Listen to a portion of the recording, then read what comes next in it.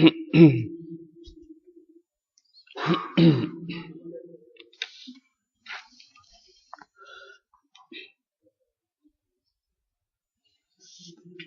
الله الرحمن الرحيم.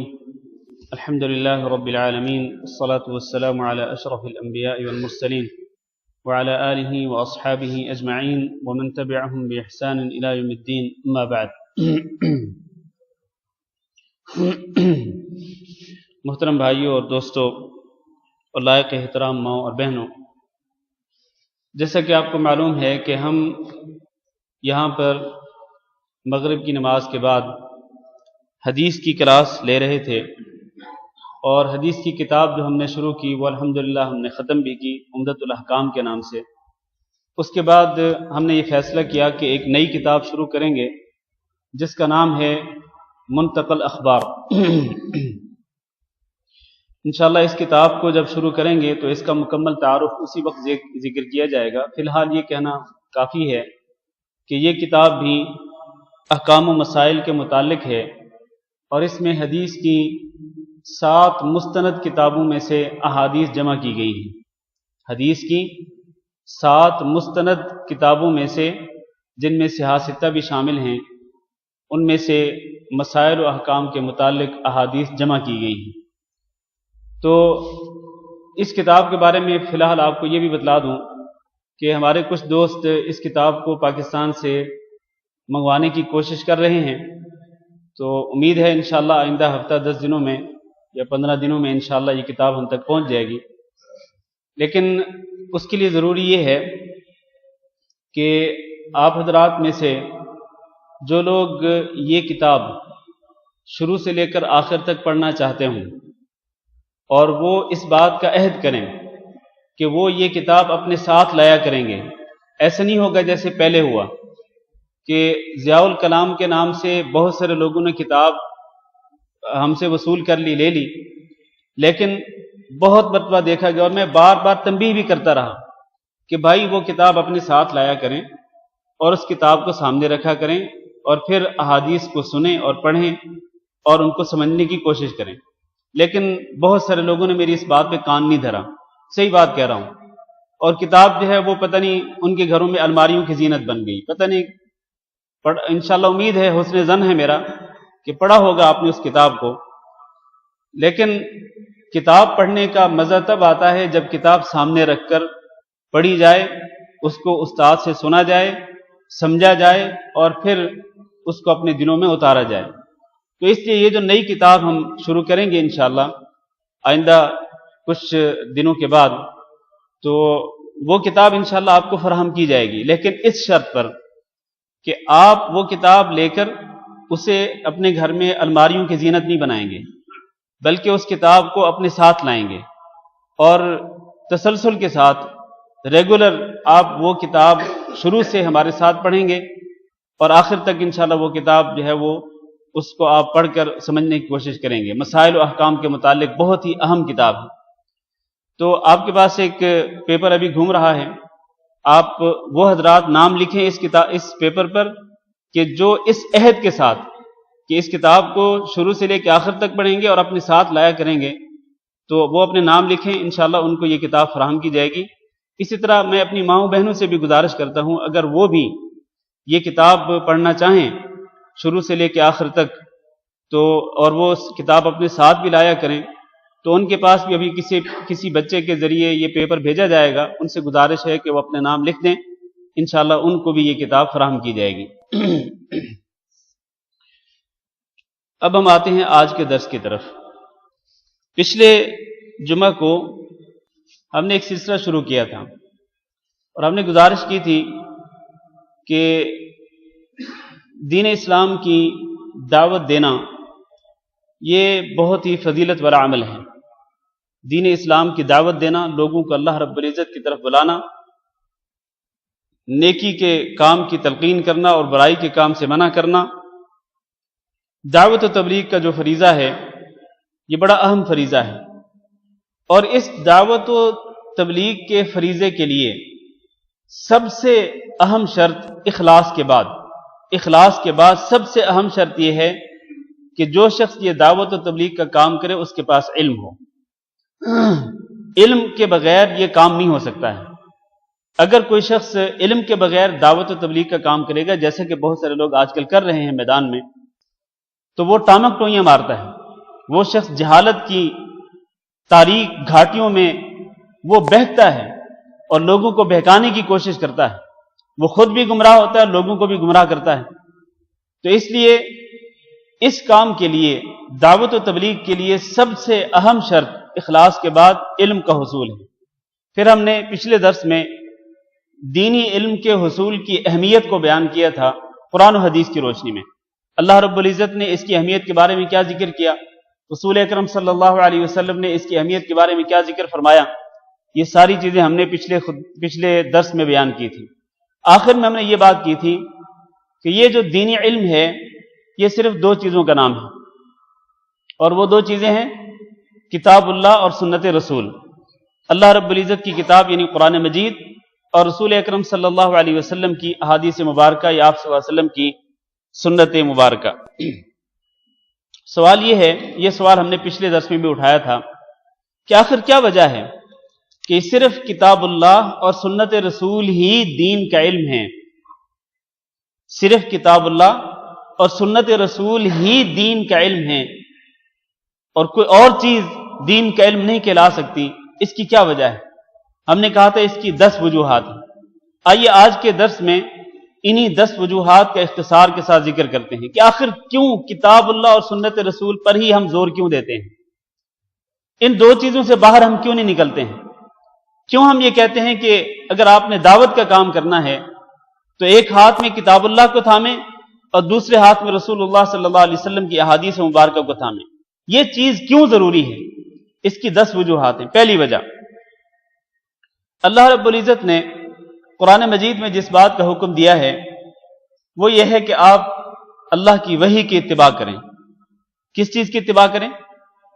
اللہ کی وحی کی اتباع کریں، اور اللہ کی وحی کو چھوڑ کر کسی اور چیز کی اتباع نہ کریں۔ اللہ نے سورۃ الاعراف کے شروع میں ارشاد فرمایا، اتبعوا ما انزل الیکم من ربکم ولا تتبعوا من دونہ اولیاء، کہ تم اس چیز کی اتباع کرو جس کو تمہارے رب کی طرف سے تمہاری طرف نازل کیا گیا۔ رب کی طرف سے جو چیز ہماری طرف نازل کی گئی ہے وہ کیا ہے؟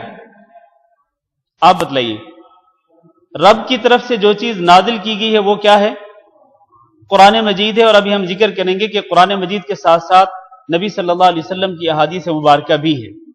تو اللہ تعالیٰ نے اپنی طرف سے جو وحی نازل کی ہے اس وحی کی اتباع کرنے کا، اس وحی کی پیروی کرنے کا، اسی وحی کو فالو کرنے کا حکم دیا ہے، اور اس کے ساتھ منع کر دیا کس بات سے؟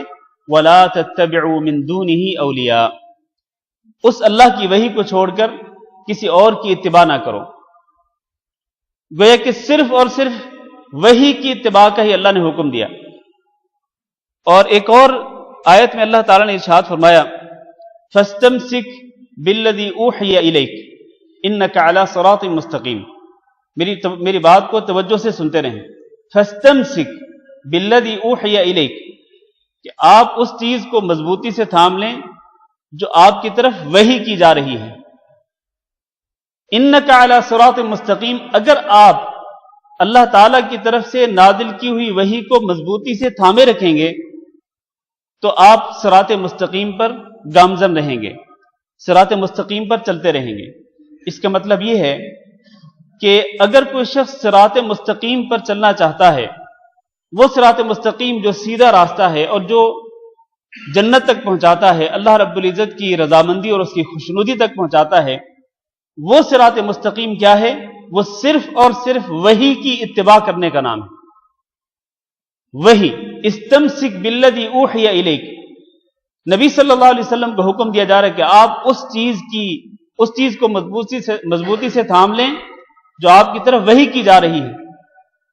اور وہ وحی کیا ہے؟ وہ اللہ رب العزت کا کلام قرآن مجید ہے، اور اسی طرح رسول اکرم صلی اللہ علیہ وسلم کی احادیث مبارکہ ہیں۔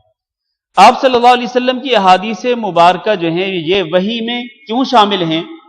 یہ اس لیے شامل ہیں کہ اللہ تعالیٰ نے ہی قرآن مجید میں نبی صلی اللہ علیہ وسلم کے بارے میں ارشاد فرمایا کہ وَمَا يَنطِقُ عَنِ الْهَوَىٰ ان ہوا الا وحی یوحا، کہ نبی صلی اللہ علیہ وسلم اپنی خواہش سے نہیں بولتے، بلکہ جب بھی بولتے ہیں تو وہ اللہ تعالیٰ کی طرف سے وحی ہوتی ہے جو آپ کی طرف نازل کی جاتی ہے۔ گویا کہ نبی صلی اللہ علیہ وسلم کے جو اقوال مبارکہ ہیں، آپ صلی اللہ علیہ وسلم کی جو احادیث مبارکہ ہیں، یہ بھی اللہ تعالیٰ کی طرف سے وحی ہیں۔ تو صرف اور صرف کتاب اللہ اور سنت رسول کی اتباع کرنا، اور صرف کتاب اللہ اور سنت رسول کی طرف لوگوں کو دعوت دینا کیوں ضروری ہے؟ اس کی پہلی وجہ ہی یہی ہے کہ اللہ تعالیٰ نے ہمیں قرآن مجید کے اندر اسی بات کا حکم دیا ہے کہ ہم اللہ کی وحی کی اتباع کریں، اور وحی صرف دو چیزوں کا نام ہے، کتاب اللہ اور سنت رسول۔ یہ پہلی وجہ ہے۔ پہلی وجہ سمجھ گئے آپ؟ اس پہلی وجہ کو آپ نے اپنے ذہنوں میں بٹھا لیا ہے؟ جو حضرات توجہ سے میری بات نہیں سن رہے، میں ان سے پھر گزارش کرتا ہوں کہ توجہ سے میری گفتگو سنیں۔ یہ جو 10 پوائنٹس ہیں یہ بڑے اہم پوائنٹس ہیں۔ یہ 10 وجوہات کتاب اللہ اور سنت رسول کی اتباع کے، اور کتاب اللہ اور سنت رسول کی طرف دعوت دینے کی 10 وجوہات۔ دوسری وجہ کی طرف آتے ہیں۔ دوسری وجہ یہ ہے کہ اگر کوئی چیز غلطی سے پاک ہے تو وہ کیا چیز ہے؟ وہ صرف کتاب اللہ ہے اور نبی صلی اللہ علیہ وسلم کی احادیث مبارکہ ہیں۔ اللہ تعالیٰ نے اپنے کلام کو غلطی سے پاک رکھا ہے، اور نبی کریم صلی اللہ علیہ وسلم کی احادیث مبارکہ بھی غلطی سے پاک ہیں۔ یہ دونوں چیزیں معصوم ہیں، معصوم عن الخطا، خطا سے، غلطی سے بچی ہوئی ہیں۔ ان دو چیزوں کے اندر خطا کا احتمال نہیں ہے، غلطی کا امکان نہیں ہے۔ اللہ رب العزت نے قرآن مجید کے اندر قرآن مجید ہی کے متعلق ارشاد فرمایا کہ وَإِنَّهُ لَكِتَابٌ عَزِيزٌ، کہ یہ جو قرآن مجید ہے یہ ایسی کتاب ہے جو زبردست ہے۔ لَا يَأْتِيهِ الْبَاطِلُ مِن بَيْنِ يَدَيْهِ وَلَا مِن خَلْفِهِ، یہ ایسی زبردست کتاب ہے کہ باطل نہ اس کے سامنے سے آ سکتا ہے نہ اس کے پیچھے سے آ سکتا ہے۔ تنزیل من حکیم حمید، یہ اس اللہ کی طرف سے نازل کی گئی ہے یہ کتاب کہ جو حکمت والا ہے اور بڑا ہی قابل تعریف اور قابل ستائش ہے۔ اس آیت سے معلوم ہوا کہ یہ جو کتاب ہے قرآن مجید، یہ باطل کی آمیزش سے پاک ہے۔ اس کتاب کے اندر باطل نہیں ہو سکتا۔ اس کتاب کے اندر الف لام میم سے لے کر، بلکہ بسم اللہ الرحمن الرحیم الحمدللہ رب العالمین سے لے کر من الجنت والناس تک یہ جو پوری کتاب ہے، یہ ہر قسم کے باطل سے اور ہر قسم کی لغویات سے اور ہر قسم کی غلط چیز سے پاک ہے۔ اس کے اندر کوئی چیز غلط نہیں ہے، ہر چیز اس میں حق پر مبنی ہے۔ ذالک الکتاب لا ریب فیہ، اس کتاب کے شروع میں ہی اللہ نے فرمایا کہ یہ وہ کتاب ہے کہ جو شک و شبہ سے بھی بالا تر ہے، اس کے اندر کوئی شک و شبہ نہیں ہے، باطل کی آمیزش سے پاک ہے، غلطیوں سے پاک ہے۔ اور ہم تفسیر کے درس کے دوران کئی مرتبہ یہ بات ذکر کر چکے ہیں کہ ایسی کتاب ہے جس کے 30 پارے ہیں، 114 صورتیں ہیں، اور یہ علوم، دینی علوم کا خزانہ ہے۔ یہ کتاب دینی علوم کا بہت بڑا خزانہ ہے۔ آپ اس کو شروع سے لے کر آخر تک پڑھ جائیے، آپ کو اس کتاب کے اندر کوئی اختلاف نظر نہیں آئے گا۔ اس کے اندر کوئی اختلاف نظر نہیں آئے گا کہ اس کے شروع میں کچھ ہو، درمیان میں کچھ اور ہو، آخر میں کچھ اور ہو، اور اس کتاب کی آیات باہم ایک دوسرے سے ٹکراتی ہوں، ان آیات کا مفہوم ایک دوسرے سے ٹکراتا ہو، ایک دوسرے کے الٹ ہو، نہیں۔ یہ کتاب ایسی ہے کہ جو اختلاف سے پاک ہے، اس لیے کہ یہ اللہ رب العزت کا کلام ہے، اللہ کی طرف سے نازل کردہ ہے۔ اور جہاں تک نبی صلی اللہ علیہ وسلم کی احادیث مبارکہ کا تعلق ہے کہ احادیث مبارکہ بھی غلطی سے پاک ہیں، اس کی دلیل کیا ہے؟ اس کی دلیل حضرت عبداللہ بن عمرو بن عاص رضی اللہ تعالیٰ عنہ کی وہ حدیث ہے جو آپ نے کئی مرتبہ سنی اور پڑھی ہوگی، صحیح مسلم کی حدیث ہے۔ وہ آپ بیان کرتے ہیں کہ میں نبی صلی اللہ علیہ وسلم کی ہر حدیث کو نوٹ کیا کرتا تھا۔ چند قریش کے لوگوں نے کہا کہ عبداللہ بن عمرو بن عاص، آپ نبی صلی اللہ علیہ وسلم کی ہر بات کو نوٹ کرتے ہیں، ہر حدیث کو لکھ لیتے ہیں، جبکہ آپ صلی اللہ علیہ وسلم کبھی خوشی کی حالت میں ہوتے ہیں، کبھی غمی کی حالت میں ہوتے ہیں، کبھی کس حالت میں، کبھی کس حالت میں، جو حالات ایک انسان پر طاری ہوتے ہیں، تو ہر حالت میں آپ صلی اللہ علیہ وسلم کی ہر بات کو نوٹ کر لیتے ہیں۔ تو عبداللہ بن عمرو بن عاص کہتے ہیں کہ میں نے آپ صلی اللہ علیہ وسلم کی احادیث کو نوٹ کرنا بند کر دیا، لکھنا چھوڑ دیا۔ اس کی کچھ عرصہ بعد نبی صلی اللہ علیہ وسلم سے ملاقات ہوئی تو میں نے آپ صلی اللہ علیہ وسلم سے یہ سارا قصہ بیان کیا، تو آپ نے کیا فرمایا؟ فرمایا اکتب فوالذی نفسی بیدہ ما یخرج منہ الا حق، کہ اے عبداللہ بن عمرو بن عاص میری ہر بات کو لکھا کرو، میری ہر حدیث کو نوٹ کر لیا کرو، اس لیے کہ اس ذات کی قسم جس کے ہاتھ میں میری جان ہے، ما یخرج منہ، آپ نے اپنی زبان کی طرف اشارہ کر کے فرمایا کہ اس زبان سے سوائے حق کے کوئی بات نہیں نکلتی ہے، یعنی ہمیشہ میری زبان سے حق ہی نکلتا ہے، حق پر مبنی گفتگو ہی کرتا ہوں، اس کے علاوہ کچھ اور نہیں۔ یہ حدیث اس بات کی دلیل ہے کہ نبی صلی اللہ علیہ وسلم کی احادیث مبارکہ بھی معصوم ہیں، غلطی سے پاک ہیں۔ تو جو چیز غلطی سے پاک ہے اسی کی اتباع کرنی چاہیے اور اسی کی طرف لوگوں کو دعوت دینا چاہیے، اور وہ کتاب اللہ ہے اور سنت رسول ہے۔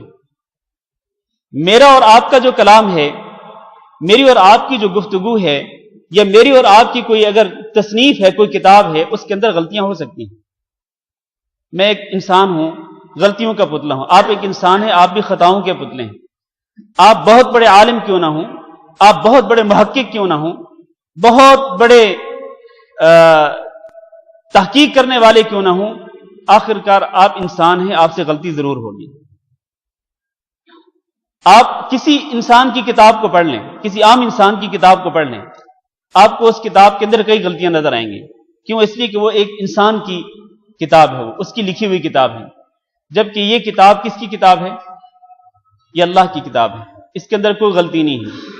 رسول اکرم صلی اللہ علیہ وسلم کی جو احادیث مبارکہ، صحیح احادیث مبارکہ ہیں، وہ غلطیوں سے پاک ہیں، ان کے اندر کسی قسم کے اختلاف نہیں ہے۔ ظاہری طور پر اگر کہیں کسی مسئلے کے اندر احادیث میں اختلاف نظر بھی آتا ہے تو اہل علم نے اس اختلاف کو ختم کیا ہے، اس اختلاف کو ختم کر کے ان احادیث کے درمیان تطبیق کی شکلیں نکالی ہیں کہ ان احادیث کو کس طرح جمع کیا جا سکتا ہے، ان احادیث پر کس طرح سے عمل کیا جا سکتا ہے۔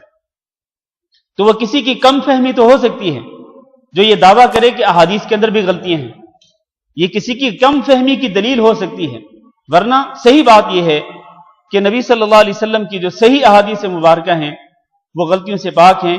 تو جو چیز غلطیوں سے پاک ہے ہمیں اسی کی اتباع کرنی ہے، اور وہی علم ہے در حقیقت، اور اسی کی طرف لوگوں کو دعوت دینی چاہیے۔ یہ دوسری وجہ تھی۔ تیسری وجہ، اللہ تعالیٰ نے کتاب اللہ میں اور سنت رسول میں، اللہ تعالیٰ نے کتاب اللہ میں جس بات کا حکم دیا ہے وہ ہے اپنی اطاعت کا اور اپنے رسول صلی اللہ علیہ وسلم کی اطاعت کا۔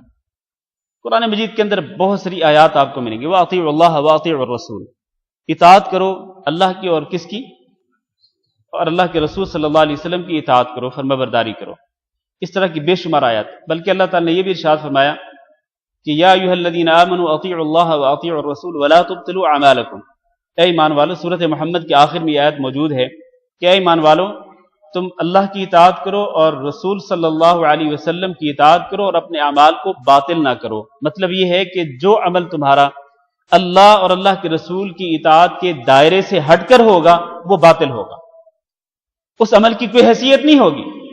اور یہ بات آج مسلمانوں کو اپنے ذہنوں میں بٹھا لینی چاہیے کہ جو عمل بھی کتاب اللہ کے اندر نہیں یا اس کا ثبوت رسول اکرم صلی اللہ علیہ وسلم کی احادیث سے نہیں ملتا وہ باطل ہے اور اس کی کوئی حیثیت نہیں۔ اور ایسے آج بہت سارے اعمال ہیں جن کو لوگوں نے آج دین کے اندر شامل کر دیا ہے، جبکہ ان اعمال کا کوئی ثبوت نہیں ملتا ہے، نہ تو کتاب اللہ میں اور نہ ہی رسول اکرم صلی اللہ علیہ وسلم کی احادیث مبارکہ میں۔ تو ایسے تمام اعمال باطل ہیں۔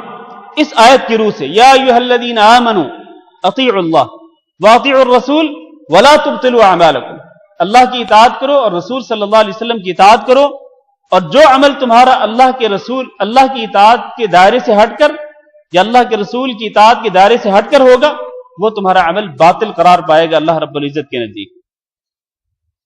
تو اب سوال یہ ہے کہ یہ جو اللہ تعالیٰ نے حکم دیا کہ اللہ کی اطاعت کرو اور رسول صلی اللہ علیہ وسلم کی اطاعت کرو، یہ اطاعت کیسے ہوگی؟ اللہ کی اطاعت اور رسول صلی اللہ علیہ وسلم کی اطاعت، یا دوسرے لفظوں میں اس سوال یوں بھی کر سکتا ہوں کہ اطاعت کرنے کا معنی یہ ہے کہ اللہ کے حکام پہ عمل کرو اور رسول صلی اللہ علیہ وسلم کے حکام پہ عمل کرو۔ اللہ اور اللہ کے رسول صلی اللہ علیہ وسلم کے حکام ہمیں کہاں سے ملیں گے؟ کیا خیال ہے آپ کا؟ میری اور آپ کی لکھی ہوئی کسی کتاب سے ملیں گے؟ اللہ اور اللہ کے رسول صلی اللہ علیہ وسلم کے احکامات ہمیں کتاب اللہ سے اور حدیث کی کتابوں سے ملیں گے، قرآن مجید سے اور حدیث کی جو مستند کتابیں ہیں وہاں سے آپ کو اللہ اور اللہ کے رسول صلی اللہ علیہ وسلم کے احکامات آپ کو معلوم ہوں گے۔ تو اس لیے جب اللہ تعالیٰ نے اپنی اطاعت کا اور اپنے رسول کی اطاعت کا حکم دیا تو گویا کہ مجھے اور آپ کو اور تمام اہل ایمان کو اللہ تعالیٰ نے پابند کر دیا ہے کہ کس کی اتباع کرو؟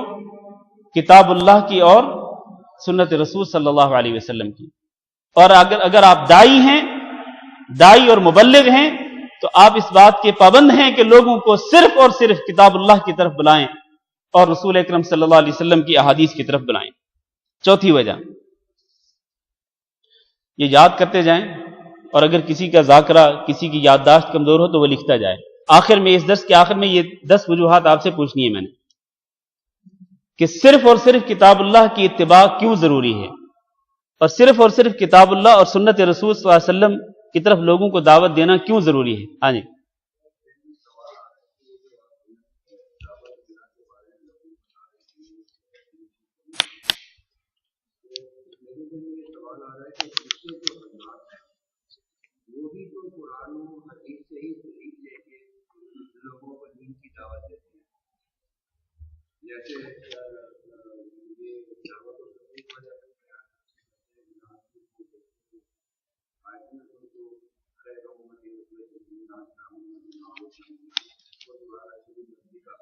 وہ بھی قرآن کی آیات پڑھ کے اور حدیث پڑھ کے لوگوں کو دین کی دعوت دیتے ہیں۔ اب اس میں ان لوگوں کو دعوت دینے میں ہمیں تمیز کرنی ہے، اس کے بارے میں۔ اور پاکستان میں آپ کو پتا ہے اور لوگوں کو پتا ہے بہت سارے اور بچے ہیں وہ بھی قرآن پڑھتے ہیں، حدیث پڑھتے ہیں اور کہتے ہیں بھائی ہماری دعوت صحیح ہے۔ یہ آج کے دور کا میرے خیال میں بہت بڑا نہیں ہے۔ سوال بہت اچھا کیا ہے، اور اس سوال کا جواب بڑا تفصیل طلب ہے۔ اگر میں اس سوال کا جواب دینا شروع کر دوں تو یہ جو 10 وجوہات میں آج ذکر کرنا چاہتا ہوں نہیں ذکر کر پاؤں گا، لیکن مختصر طور پر میں عرض کرتا ہوں کہ یہ کیسے پتہ چلے گا کسی بھی جماعت کے بارے میں کہ کیا یہ جماعت کتاب اللہ اور سنت رسول کی طرف دعوت دے رہی ہے، کیا یہ کتاب اللہ اور سنت رسول کی خود بھی پیروکار ہے اور لوگوں کو بھی اسی کی طرف دعوت دے رہی ہے؟ یہ کیسے پرکھیں گے ہم؟ اس کا معیار کیا ہے؟ کیسے جانچیں گے ہم؟ کیسے پتہ چلے گا؟ اور سوال بڑا اہم ہے کہ آج ساری جماعتیں، سارے لوگ یہی دعویٰ کرتے ہیں کہ ہم کتاب و سنت کی طرف لوگوں کو بلاتے ہیں، دعوت تو سب کا یہی ہے۔ اب جن لوگوں کی طرف بھائی نے اشارہ کیا ہے، ہم سب سے پہلے انہی لوگوں کی ایک بات جو ہے وہ میں آپ کے سامنے رکھ کر میں آپ ہی سے اس سوال کا جواب لینا چاہتا ہوں۔ یہ جو بھائی ہیں ہمارے دوست جو دعوت و تبلیغ کا کام کرتے ہیں، ان کے ہاں ایک نظام پایا جاتا ہے۔ وہ نظام کیا ہے کہ آپ 3 دن کے لیے نکلیں اور یا 10 دن کے لیے نکلیں یا 40 دن کے لیے نکلیں یا 4 مہینے کے لیے نکلیں یا پھر 1 سال کے لیے یا پھر پوری زندگی کے لیے نکلیں۔ سوال یہ ہے، اب ہم اس کو ذرا جانچ لیں، ہم پرکھ لیں کہ یہ جو ان کی دعوت ہے، یہ دعوت کو جو طریقہ کار ہے، کیا یہ کتاب اللہ میں اور سنت رسول میں موجود ہے؟ کیا اللہ رب العزت نے قرآن مجید کے اندر اس بات کا حکم دیا کہ آپ لوگوں کو ان کے گھروں سے نکالیں اور ان کو 10 دن چلہ لگوائیں یا سال لگوائیں یا پوری زندگی ان کو گھروں سے باہر رکھیں؟ یا رسول اکرم صلی اللہ علیہ وسلم، آپ دیکھیں نا، آپ صلی اللہ علیہ وسلم کی جو دعوت و تبلیغ کی جو زندگی ہے وہ 23 سال پر مشتمل ہے۔ دعوت و تبلیغ کی جو زندگی ہے، یعنی نبی بننے کے بعد، نبوت ملنے کے بعد آپ صلی اللہ علیہ وسلم کی زندگی 23 سالہ زندگی نبوت کی اور دعوت کی زندگی ہے۔ اس کے بعد آپ صلی اللہ علیہ وسلم وفات پا گئے۔ اس پورے 23 سالہ عرصے میں کیا نبی کریم صلی اللہ علیہ وسلم چند صحابہ کرام کو لے کر 3 دن کے لیے نکلے، 10 دن کے لیے نکلے، چلہ لگانے کے لیے نکلے، یا 1 سال کے لیے نکلے؟ یا آپ صلی اللہ علیہ وسلم نے اپنے صحابہ کرام کو اس کا حکم دیا ہو، اس کی ترغیب دلائی ہو کہ جماعتیں بن بن کر کے نکلو؟ آپ نے تشکیل کی ہو کہ یہ جماعت فلاں بستی کی طرف جائے، یہ جماعت فلاں بستی کی طرف جائے، یہ جماعت فلاں شہر کی طرف جائے؟ کیا یہ طریقہ کار جو ہے یہ رسول اکرم صلی اللہ علیہ وسلم سے ثابت ہے؟ اس کا جواب یہ ہے کہ یہ طریقہ رسول اکرم صلی اللہ علیہ وسلم سے ثابت نہیں ہے۔ ہمیں دعوت و تبلیغ کا وہی طریقہ اختیار کرنا چاہیے جو کہ رسول اکرم صلی اللہ علیہ وسلم نے اختیار فرمایا، نہ یہ کہ ہم اپنی طرف سے کوئی طریقہ کار وضع کر لیں۔ آپ صلی اللہ علیہ وسلم لوگوں کو مسجد کے اندر جمع کرتے تھے، لوگ نبی صلی اللہ علیہ وسلم کے پاس آتے تھے اللہ کا دین سیکھنے کے لیے۔ نبی صلی اللہ علیہ وسلم جماعتوں کی شکل میں اس طرح بستی بستی، قریہ قریہ، شہر شہر نہیں جایا کرتے تھے، اور نہ آپ صلی اللہ علیہ وسلم صحابہ کرام کو اس طرح بھیجا کرتے تھے۔ پھر ایک اور بات، ان کی دعوت و تبلیغ کے لیے ایک کتاب متعین ہے جس کا نام ہے تبلیغی نصاب، یا آج کل جس کو فضائل اعمال کے نام سے یاد کیا جاتا ہے۔ سوال یہ ہے کہ یہ تبلیغی نصاب یا فضائل اعمال، کیا یہ کتاب صرف اور ان کی پوری دعوت جو ہے وہ اس پر مرکوز ہے، اس کتاب پر؟ سوال یہ ہے کہ کیا یہ کتاب صرف اور صرف کتاب اللہ اور سنت رسول پر مشتمل ہے، یا اس کے اندر کچھ غلط چیزیں بھی ہیں؟ اس کے اندر بہت ساری غلط چیزیں موجود ہیں جو کہ اسلام سے ٹکراتی ہیں، کتاب اللہ کے خلاف ہیں، سنت رسول کے خلاف ہیں، بلکہ شرکیہ ایسے قصے اور ایسی کہانیاں موجود ہیں اس کتاب کے اندر جو کہ شرکیہ کہانیاں ہیں، شرکیہ واقعات ہیں۔ اب اس کے بارے میں آپ کیا کہیں گے؟ اسی کتاب کے اندر یہ لکھا ہوا ہے کہ ایک بزرگ جو ہیں وہ رسول اکرم صلی اللہ علیہ وسلم کی قبر پہ تشریف لے گئے، تو کچھ عرصے کے بعد نبی کریم صلی اللہ علیہ وسلم نے اپنی قبر مبارک سے اپنا دست مبارک باہر نکالا اور اس بزرگ سے مصافحہ کیا۔ اور ایک بزرگ یہ لکھتے ہیں کہ میں نے اپنی آنکھوں سے یہ منظر دیکھا۔ اس سے بڑا جھوٹ کیا ہو سکتا ہے، اور اس سے بڑی گستاخی کیا ہو سکتی ہے رسول اکرم صلی اللہ علیہ وسلم کی؟ تو یہ جھوٹی کہانیاں، جھوٹے قصے لوگوں کے سامنے بیان کرتے ہیں۔ تو ہم ان چیزوں کو اگر سامنے رکھ لیں تو پھر ہمارے لیے جانچنا اور پرکھنا آسان ہو جائے گا کہ کیا یہ جماعت واقعتاً کتاب اللہ اور سنت رسول کی طرف لوگوں کو دعوت دیتی ہے، یا پھر کوئی اور چیز ہے جس کی طرف ان لوگوں کو دعوت دیتے ہیں۔ میں اپنے درس کی طرف واپس لوٹتا ہوں۔ نبی صلی اللہ علیہ وسلم، چوتھی وجہ، نبی صلی اللہ علیہ وسلم نے اپنی وفات کے وقت جو چیز امت کے لیے چھوڑی وہ کیا ہے؟ آپ صلی اللہ علیہ وسلم نے حجۃ الوداع کے موقع پر لوگوں کو جو خطبہ ارشاد فرمایا، اس خطبہ حجۃ الوداع میں آپ نے ارشاد فرمایا تھا فَاعْقِلُوا أَيُّهَا النَّاسُ قَوْلِي، کہ لوگوں میری بات کو اچھی طرح سے سمجھ لو، فَإِنِّي قَدْ بَلَّغْتُ، میں نے تم تک اللہ کا حکم پہنچا دیا، وَقَدْ تَرَكْتُ فِيكُمْ، اور میں وہ چیز چھوڑ کے جا رہا ہوں کہ لن تضلوا بعده ان تمسكتم به، کہ اگر تم نے اس چیز کو مضبوطی سے تھام لیا تو کبھی گمراہ نہیں ہوگے۔ اور وہ چیز کیا ہے؟ کتاب اللہ و سنت رسولہ، وہ اللہ کی کتاب ہے اور اس کے رسول صلی اللہ علیہ وسلم کی سنت مبارکہ ہے۔ ایک اور حدیث بھی اسی معنی میں موجود ہے، لیکن میں اپنی بات کو مختصر کرتا ہوں کیونکہ اذان کا وقت ہونے والا ہے۔ وہ 10 وجوہات ذکر بھی کرنی اور آپ سے سننی بھی ہیں۔ تو اللہ تعالیٰ نے، اللہ کے رسول صلی اللہ علیہ وسلم نے اپنی وفات کے موقع پر جس چیز کو لوگوں کے لیے چھوڑا وہ صرف اور صرف کتاب اللہ اور سنت رسول ہے، کوئی اور تیسری چیز نہیں۔ لہذا صرف اور صرف کتاب اللہ اور سنت رسول کو ہی فالو کرنا چاہیے، اسی کی اتباع کرنی چاہیے اور اسی کی طرف لوگوں کو دعوت دینی چاہیے، قرآن مجید کی طرف اور نبی کریم صلی اللہ علیہ وسلم کی احادیث مبارکہ کی طرف۔ پانچویں وجہ، نبی صلی اللہ علیہ وسلم اکثر و بیشتر اپنے خطبات میں جو بات ذکر کرتے تھے وہ کیا تھی؟ آپ ارشاد فرمایا کرتے تھے کہ ان خیر الحدیث کتاب اللہ، بہترین بات کیا ہے؟ اللہ کی کتاب ہے۔ وخیر الہدی ہدی محمد صلی اللہ علیہ وسلم، اور بہترین سیرت اور بہترین طریقہ کار وہ رسول اکرم صلی اللہ علیہ وسلم کا طریقہ کار ہے۔ اپنے ہر خطبہ حاجت میں، وہ خطبہ جمعہ ہو، وہ خطبہ نکاح ہو، خطبہ عیدین ہو، خطبہ کسوف و خسوف ہو، ہر خطبہ حاجت میں نبی کریم صلی اللہ علیہ وسلم یہ الفاظ ارشاد فرمایا کرتے تھے کہ لوگوں یاد رکھو، اس بات کو اپنے ذہنوں میں بٹھا لو کہ بہترین بات اللہ کی کتاب ہے اور بہترین طریقہ رسول اکرم صلی اللہ علیہ وسلم کا طریقہ ہے۔ تو آپ صلی اللہ علیہ وسلم جن دو چیزوں کی طرف لوگوں کی توجہ مبذول کراتے تھے ہر خطبہ میں، وہ یہی دو چیزیں تھی، کتاب اللہ اور سنت رسول۔ لہذا واجب ہے، ضروری ہے آج ہر شخص پر، ہر اہل ایمان پر کہ وہ کتاب اللہ اور سنت رسول کی ہی اتباع کرے اور اسی کی طرف لوگوں کو دعوت دے۔ چھٹی چیز، اسلام کے اندر جزا اور سزا کا جو معیار ہے وہ یہی ہے، کتاب اللہ اور سنت رسول کی اتباع۔ جو شخص کتاب اللہ اور سنت رسول کی اتباع کرے گا وہ اللہ رب العزت کی جنت کو حاصل کر لے گا۔ جو شخص کتاب اللہ اور سنت رسول کی خلاف ورزی کرے گا وہ نعوذ باللہ وہ جہنم میں جائے گا۔ یہ جزا و سزا کا معیار اللہ تعالیٰ نے قرآن مجید کے اندر مقرر کر دیا ہے۔ چنانچہ اللہ تعالیٰ نے ارشاد فرمایا، ہم سورۃ النساء کی تفسیر میں وہ آیات پڑھ چکے ہیں۔ اللہ تعالیٰ نے ارشاد فرمایا وَمَن يُطِعِ اللَّهَ وَرَسُولَهُ يُدْخِلْهُ جَنَّاتٍ تَجْرِي مِن تَحْتِهَا الْأَنْهَارُ خَالِدِينَ فِيهَا أَبَدًا۔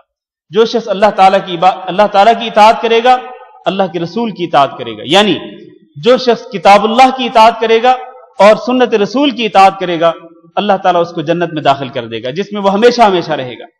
اور جو شخص اللہ کی نافرمانی کرے گا اور اس کے رسول کی نافرمانی کرے گا، یعنی کتاب اللہ کی نافرمانی کرے گا اور سنت رسول کی نافرمانی کرے گا، اس کو اللہ تعالیٰ اس کو جہنم کے اندر داخل کر دے گا جس میں وہ ہمیشہ ہمیشہ رہے گا، والعیاذ باللہ۔ گویا کہ جزا و سزا کا معیار بھی یہی ہے اللہ کے نزدیک، کتاب اللہ اور سنت رسول کی اتباع۔ یہ چھٹی وجہ ہے۔ ساتویں وجہ، اللہ تعالیٰ نے قرآن مجید کے اندر جو صراط مستقیم ذکر کیا ہے، صراط مستقیم جس کے بارے میں اللہ نے فرمایا وَأَنَّ هَذَا صِرَاطِي مُسْتَقِيمًا فَاتَّبِعُوهُ وَلَا تَتَّبِعُوا السُّبُلَ فَتَفَرَّقَ بِكُمْ عَنْ سَبِيلِهِ، کہ اے محمد صلی اللہ علیہ وسلم آپ لوگوں کو بتلا دیں کہ یہ میرا سیدھا راستہ ہے، اسی کی اتباع کرو۔ وَلَا تَتَّبِعُوا السُّبُلَ، اور جو دیگر راستے ہیں ان کی اتباع نہ کرو۔ اگر تم دیگر راستوں کی اتباع کرو گے میرے سیدھے راستے کو چھوڑ کر تو پھر تم فرقوں میں بٹ جاؤ گے اور تم جدا جدا ہو جاؤ گے۔ تو وہ جو صراط مستقیم ہے وہ کیا ہے؟ صراط مستقیم میرے بھائیو ذرا غور کریں، جب یہ آیت قرآن مجید کے اندر نازل ہوئی تھی اس وقت کون سی چیز تھی جس کی اللہ تعالیٰ نے اتباع کرنے کا حکم دیا اور رسول اکرم صلی اللہ علیہ وسلم نے اس کی طرف لوگوں کو دعوت دی؟ وہ یہی چیز تھی اللہ کی کتاب یعنی قرآن مجید اور رسول اکرم صلی اللہ علیہ وسلم کی احادیث مبارکہ، اس کے علاوہ کوئی اور چیز نہ تھی۔ یہی وجہ ہے کہ آپ صلی اللہ علیہ وسلم نے ایک لکیر کھینچی، سیدھی لکیر، اور پھر اس کے دائیں بائیں اور لکیریں کھینچی۔ آپ نے فرمایا ھذا سبیل اللہ، یہ جو سیدھا راستہ ہے یہ ہے اللہ کا راستہ، یہ ہے صراط مستقیم۔ اور اس صراط مستقیم کے دائیں بائیں جو راستے ہیں ان میں سے ہر راستے پر شیطان بیٹھا ہوا ہے اور وہ شیطان لوگوں کو بلا رہا ہے کہ اس سیدھے راستے کو چھوڑ دو اور دائیں بائیں چلے جاؤ۔ تو وہ سیدھا راستہ کیا ہے؟ وہ صراط مستقیم کیا ہے؟ وہ صراط مستقیم صرف اور صرف کتاب اللہ اور سنت رسول کا نام ہے جس کی طرف اللہ کے رسول نے دعوت دی۔ آٹھویں وجہ، بات مختصر کر رہا ہوں میں، فرقہ ناجیہ، یعنی وہ فرقہ، وہ جماعت جو کہ جہنم سے بچنے والی جماعت ہے، وہ جماعت کس چیز کی اتباع کرتی تھی؟ آپ کو حدیث سے معلوم ہے نا، نبی صلی اللہ علیہ وسلم نے ارشاد فرمایا کہ یہودیوں کے 71 فرقے تھے اور نصارہ کے 72 تھے، اور میری امت 73 فرقوں میں تقسیم ہوگی۔ صحابہ کرام نے پوچھا اللہ کے رسول من ہی، وہ جو ایک، آپ نے فرمایا کہ کلھا فی النار الا واحدہ، 73 فرقوں میں سے تمام فرقے جہنم میں جائیں گے سوائے ایک کے۔ صحابہ کرام نے پوچھا وہ ایک کون ہے؟ ایک فرقہ کس چیز کا نام ہے؟ وہ کون سا فرقہ ہے جو جہنم سے بچ کے جنت کے اندر جائے گا؟ آپ نے فرمایا ما انا علیہ و اصحابی، جس پر میں ہوں اور میرے اصحاب جس پر قائم ہیں۔ تو یہ وہ جماعت ہے جو لوگ میرے منہج پر، میرے دین پر قائم رہیں گے اور صحابہ کرام کے منہج پر قائم رہیں گے، میرے طریقے پر اور صحابہ کرام کے طریقے پر قائم رہیں گے، وہ لوگ اس جماعت کے اندر شامل ہو کر کے جہنم سے نجات پا کر وہ جنت کے اندر داخل ہو جائیں گے۔ آپ ذرا غور کریں، نبی صلی اللہ علیہ وسلم نے اس نجات پانے والے گروہ کا نام نہیں ذکر کیا، بلکہ اس کا ایک وصف ذکر کر دیا ہے کہ یہ گروہ کون سا ہوگا؟ یہ گروہ اس دین کی اتباع کرے گا جس دین کی اتباع میں کر رہا ہوں اور میرے صحابہ کرام کر رہے ہیں۔ یہاں یہ سوال ہے کہ نبی صلی اللہ علیہ وسلم کس دین کی اتباع کرتے تھے اور آپ صلی اللہ علیہ وسلم کے صحابہ کرام کس دین کی اتباع کرتے تھے؟ بتلائیے ذرا۔ وہ صرف اور صرف کتاب اللہ اور سنت رسول تھی۔ آپ صلی اللہ علیہ وسلم کتاب اللہ کی اتباع کرتے تھے اور کتاب اللہ ہی آپ کا دین تھا، آپ کا منہج تھا، اور آپ صلی اللہ علیہ وسلم کی احادیث جو ہیں وہ بھی اللہ کا دین تھا اور یہی آپ صلی اللہ علیہ وسلم کا منہج تھا۔ صحابہ کرام کے پورے دور کو آپ پڑھ لیجئے، پورے زمانے کو، ان کی پوری تاریخ کا مطالعہ کر لیجئے، ان کی پوری تاریخ کے اندر دو ہی چیزیں نظر آتی ہیں، کتاب اللہ اور سنت رسول صلی اللہ علیہ وسلم۔ وہ کسی تیسری چیز کو نہیں پڑھتے تھے، وہ کوئی تیسری چیز جو ہے اس کا مطالعہ نہیں کرتے تھے، صرف کتاب اللہ اور سنت رسول جو ہے ان کے سامنے ہوتی تھی۔ یہ 8ویں وجہ ہے۔ 9ویں وجہ یہ ہے کہ اللہ تعالیٰ نے اختلافی مسائل کو جس چیز کی طرف لٹانے کا حکم دیا وہ کیا ہے؟ فَإِن تَنَازَعْتُمْ فِي شَيْءٍ فَرُدُّوهُ إِلَى اللَّهِ وَالرَّسُولِ، اگر تمہارا کسی چیز میں اختلاف ہو جائے تو اس کو لٹا دو اللہ کی طرف اور رسول کی طرف، یعنی اپنے اختلافی مسائل کا فیصلہ کس سے کراؤ؟ اللہ سے اور اللہ کے رسول صلی اللہ علیہ وسلم سے۔ سوال یہ ہے کہ ہم اپنے اختلافی مسائل، جو آج ہمارے اندر مسلمانوں کے اندر بہت سارے اختلافی مسائل موجود ہیں، ان اختلافی مسائل کا حل ہم اللہ تعالیٰ سے کس طرح طلب کر سکتے ہیں اور اللہ کے رسول صلی اللہ علیہ وسلم سے کس طرح طلب کر سکتے ہیں؟ اس کا واحد طریقہ یہ ہے کہ ہم کس کی طرف رجوع کریں؟ کتاب اللہ کی طرف اور سنت رسول صلی اللہ علیہ وسلم کی طرف ہم رجوع کریں۔ میں آج بھی قسم کھا کے کہتا ہوں، واللہ اگر سارے مسلمان صدق کے دل سے اس کتاب اللہ کو اپنے سینے سے لگا لیں اور رسول اکرم صلی اللہ علیہ وسلم کی احادیث مبارکہ کو سینے سے لگا لیں، جتنے اختلافات، جتنی فرقہ بندی اور جتنی گروہ بندیاں ہم دیکھ رہے ہیں، یہ ساری کی ساری ختم ہو جائیں گی اگر ہم خلوص دل کے ساتھ، صدق کے دل کے ساتھ اگر ہم کتاب اللہ اور سنت رسول کو اپنے سینے سے لگائیں، اسی کی اتباع کریں، کتاب اللہ کی اور سنت رسول کی، تو سارے کے سارے اختلافات ختم ہو جائیں گے۔ آپ صحابہ کرام کے دور کو دیکھ لیں، اختلاف تو صحابہ کرام کے دور میں بھی ہوا، لیکن صحابہ کرام اپنے اختلاف کو کس طرح ختم کرتے تھے؟ جب ان کو اللہ کے رسول صلی اللہ علیہ وسلم کی کوئی حدیث معلوم ہوتی یا کتاب اللہ کی کوئی آیت معلوم ہوتی تو اپنے اختلاف ختم کر دیا کرتے تھے، اور اس کے بے شمار واقعات اور دلائل موجود ہیں جو میں ذکر نہیں کر سکتا ہوں وقت کی قلت کی وجہ سے۔ آخری وجہ، صرف اور صرف کتاب اللہ اور سنت رسول کی اتباع ہی کیوں ضروری ہے، اور صرف کتاب اللہ اور سنت رسول کی طرف ہی لوگوں کو دعوت دینا کیوں ضروری ہے؟ اس کی آخری وجہ یہ ہے کہ یہ کتاب اللہ اور سنت رسول، اللہ کی کتاب اور نبی صلی اللہ علیہ وسلم کی احادیث پر جو مشتمل کتابیں ہیں، یہ وہ کتابیں ہیں کہ ان کتابوں کے اندر انسان کی زندگی میں پیش آنے والے تمام مسائل کا شرعی حل موجود ہے، تمام مسائل کا شرعی حل موجود ہے، شرعی احکامات موجود ہیں کتاب اللہ کے اندر اور رسول اللہ صلی اللہ علیہ وسلم کی احادیث کے اندر۔ اللہ تعالیٰ نے قرآن مجید کے متعلق فرمایا، وَأَنزَلْنَا إِلَيْكَ الذِّكْرَ وَنَزَّلْنَا عَلَيْكَ الْكِتَابَ تِبْيَانًا لِكُلِّ شَيْءٍ، ہم نے آپ کی طرف وہ کتاب نازل کی ہے کہ جو ہر چیز، جس میں ہر چیز کا بیان ہے۔ اور اللہ کے رسول صلی اللہ علیہ وسلم نے فرمایا، مَا بَقِيَ شَيْءٌ يُقَرِّبُ مِنَ الْجَنَّةِ وَيُبَاعِدُ مِنَ النَّارِ إِلَّا وَقَدْ بُيِّنَ لَكُمْ، ہر وہ چیز جو آپ کو جنت کے قریب کر سکتی ہے اور جہنم سے دور کر سکتی ہے، اس کو بیان کر دیا گیا ہے۔ کہاں بیان کر دیا گیا ہے؟ بتلائیے کہاں بیان کر دیا گیا ہے؟ قرآن مجید میں اور نبی صلی اللہ علیہ وسلم کی احادیث مبارکہ میں۔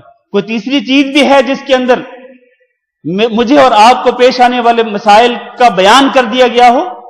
کوئی ایسی تیسری چیز نہیں ہے۔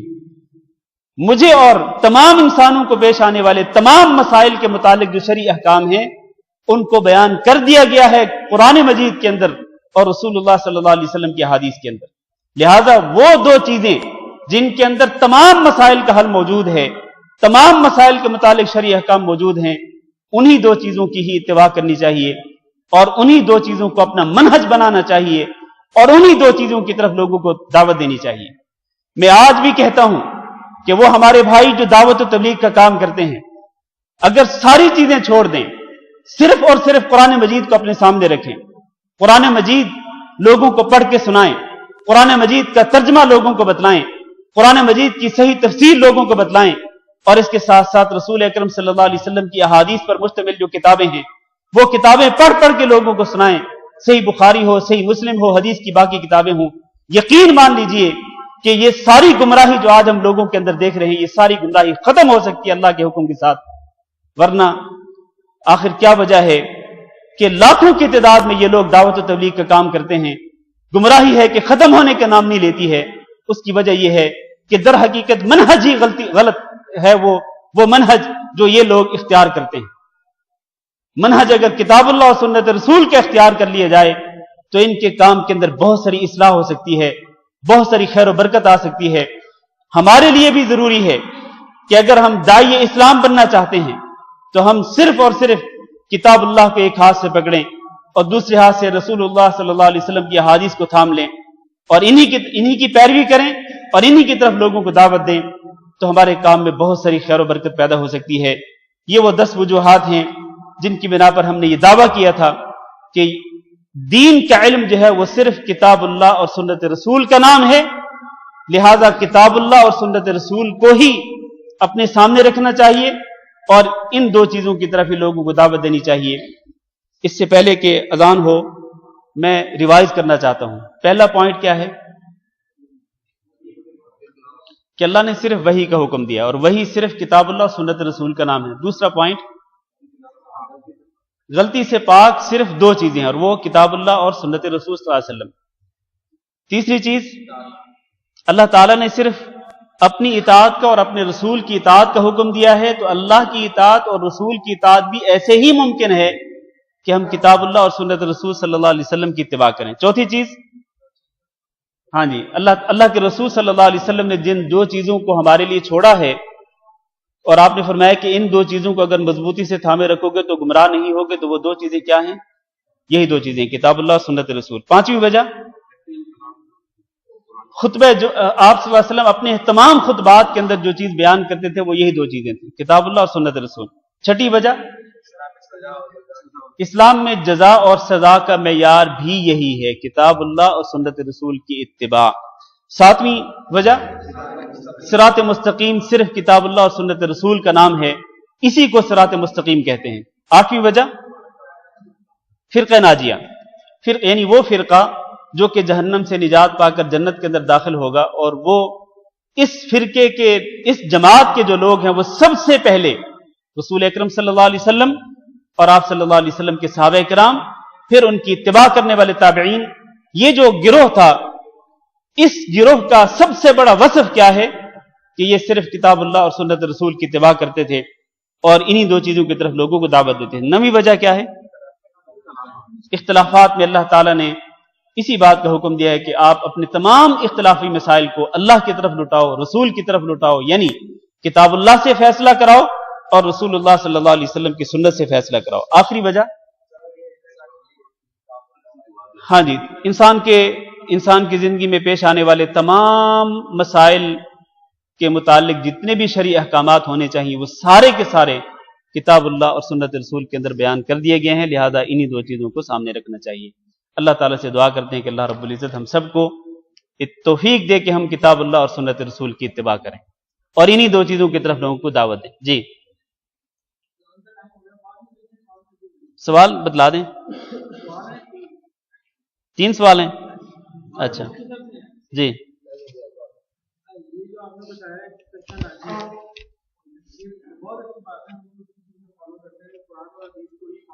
सही। और जैसे आपने बताया कि इजी बख्शिश होने वाली है, तो इसके नजरिए से अगर देखा जाए तो जो दूसरे फिरके हैं क्या वो जन्नत में नहीं जाएंगे? एक तो चीज ये है। ठीक है। दूसरा, ये है इख्तिलाफी मसाइल जो होते हैं वो उसका है कि अल्लाह की तरफ लुटाओ, अल्लाह और उसकी तरफ लुटाओ। जी, इसमें आपको कई मसाइल ऐसे हैं जरूरी है जिनका हल नहीं है और वो आपको खून देना है, खून देने का किसी हदीस में नहीं साबित होता। कहीं पे कुरान में नहीं साबित होता। अब इसका जो मसला है वो कैसे हल? अच्छा ठीक है। और तीसरी चीज ये आ जाती है कि जब हम कहते हैं कि एक साइड से हम कहते हैं कि जी मैं इस चीज को नहीं कह रहा कि तबलीगी जमात वाले क्या कर रहे हैं, मैं ओवरऑल बात कर रहा हूँ जो हम भी चैनल पे जैसे फिल्म ले रहे हैं, जो ये एक चीज को फॉलो करना तो ठीक है, लेकिन हम दूसरे को सुने बगैर क्या ये कहना सही है कि वो बिल्कुल सरासर चीज गलत है, कि उस चीज को किस तरह एलैबोरेट करेंगे? क्योंकि बाज लोग कहते हैं, ब्रेलवी लोग कहते हैं जैसे नूर है, ठीक है ना, लेकिन उनके जो उलमाए जो प्रॉपर उलमाए दीन है ना, उनको जाकर कहते हैं ये गलत है। तो इसका मतलब ये है कि जो उनके सरप्लस ऊपर हम कहते हैं ये गलत है, लेकिन अगर वो नीचे गलत कर रहा है तो उनका ब्लेम उनको देना सही है कि गलत है? सही है। इंशाल्लाह इन तीनों सवालों के जवाब देंगे। अजान का टाइम हो चुका, आखिर में कर लें, जब इंशाल्लाह तफसीर के दर्स के आखिर में सवालात कर लें। जज़ाकुमुल्लाह खैर।